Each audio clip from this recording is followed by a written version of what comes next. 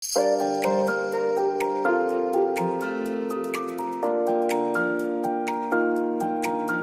kalagitnaan ng dekada 2000, bago pa man ang streaming, bago pa ang binge watching, at bago pa natin hawakan ang remote na parang personal na gadget, ang telebisyon ang sentro ng bawat tahanan. At sa panahong yun, ang GMA Network ay hindi lamang basta channel, kundi isa itong tagapagdala ng mga kwentong nagpatibok sa puso ng milyon-milyong Pilipino. Taong 2006 ang itinuturing ng marami bilang isa sa pinakamalakas na yugto ng GMA. Dito tuluyang namayani ang fantaserye, sumugal ang network sa malalaking produksyon at naglatag ng mga programang hanggang ngayon ay binabalik-balikan. Ito ang mga palabas na hindi lang sumikat kundi nagmarka sa kasaysayan ng Philippine television. Ito ang pinaka top 10 iconic GMA programs na nagmarka noong 2006. Number 10. Now and Forever, Dangal. Ang Dangal ay bahagi ng Now and Forever, isang anthology series ng GMA na kilala sa maikling ngunit mabibigat na kwento.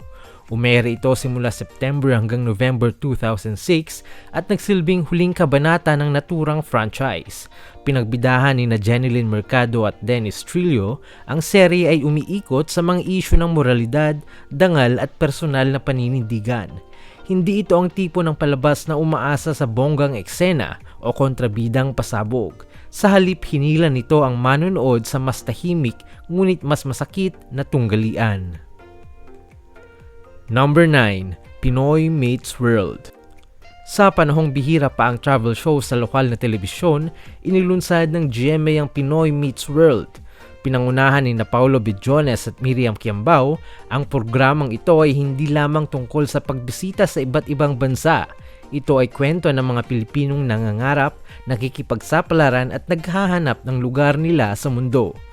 Ipinakita ng palabas ang kultura, pagkain at pamumuhay sa iba't ibang panig ng mundo mula sa perspektibo ng isang Pilipino. Para sa maraming kabataan noon, ito ang unang pagkakataon na makita nila ang mundo sa labas ng Pilipinas at mangarap na balang araw sila rin ay makakaalis at makakakita ng mas malawak na daigdig. Number 8. Fantastic Kids. Ang Fantastic Kids ay isa sa mga unang fantaserye ng GMA na tahasang ginawa para sa mga bata.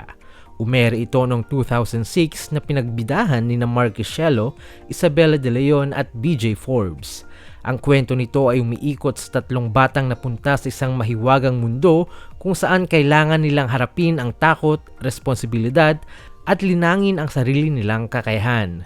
Sa kabila ng limitadong teknolohiya noon, bumawi ang serye sa imahinasyon at puso.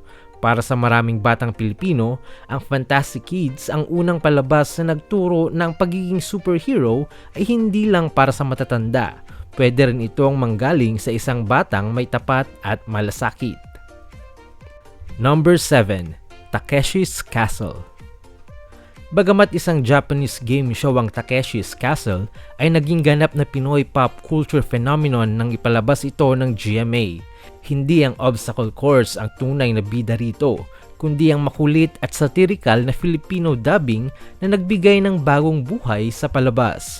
Ito ang klase ng programang pinapanood ng buong pamilya na puno ng tawanan, kantsawan at walang iniintinding plotline. Hanggang ngayon ang Takeshi's Castle ay patunay na minsan ang presentasyon at lokal na humor ang tunay na susi sa iconic status. Number 6. Atlantica. Ang Atlantica ay isa sa pinakaambisyosong fantaserye ng GMA noong 2006. Pinagbidahan ni Dingdong Dantes bilang Aquano, sinubukan nitong bumuo ng isang buong mundo sa ilalim ng karagatan. Isang konseptong bihirang makita sa lokal na telebisyon noon. Bagamat hindi ito naging kasing lakas ng ibang fantaserye, mahalaga ang Atlantica dahil ito ang nagsilbing testing ground ng GMA sa mga komplikadong world building at effects. Kung may isang palabas na naglatag ng daan para sa mas pinalaking fantasy projects, isa na rito ang Atlantica. Number 5. Mahika. Makukulay, puno ng imahinasyon at minahal ng kabataan. Ganito inaalala ang Mahika. Umere ito noong 2006 at nagbigay ng kwento tungkol sa pagkikipagsapalaran ng bida sa isang mahiwagang mundo kung saan ang kapalaran at pagkakaibigan ang nagsilbi nitong puhunan. Hindi man ito ang pinaka-pinag-usapan noon, naging cult favorite ito sa paglipas ng panahon. Hanggang ngayon, binabanggit ang Mahika bilang isa sa mga underrated fantasy series ng GMA na nag-iwan ng malalim na nostalgia sa mga lumaki sa panahong yun. Number 4. Agawin Mo Man Ang Lahat. Isang klasikong melodrama ang Agawin Mo Man Ang Lahat na umere noong 2006 na pinagbidahan ni Marian Rivera at Oyoboy Soto. Ito ang klase ng teleserye na puno ng lihim, pagtataksil at emosyonal na paghihiganti, isang formula na kinagat ng masa. Mahalaga ang palabas na ito dahil isa ito sa mga unang major roles ni Marian Rivera bago siya tuluyang naging reyna ng fantaserye sa GMA. Dito rin napatunayan ang lakas ng GMA sa paggawa ng drama na kayang magpa-react, magpaiyak at magpa-addict sa manonood araw-araw. Number 3. Bakekang. Ang Bakekang ay higit pa sa isang teleserye. Ito ay isang social commentary na tumalakay sa diskriminasyon, beauty standards, at kung paano hinuhusgahan ng lipunan ang isang tao base sa itsura. Pinagbidahan ni Sunshine Dizon, ang serye ay umere mula 2006 hanggang 2007 at naging isa sa pinaka-pinag-usapang palabas ng panahong yon. Malakas ang karakter ni Bakekang, isang babaeng minamaliit ngunit patuloy na lumalaban.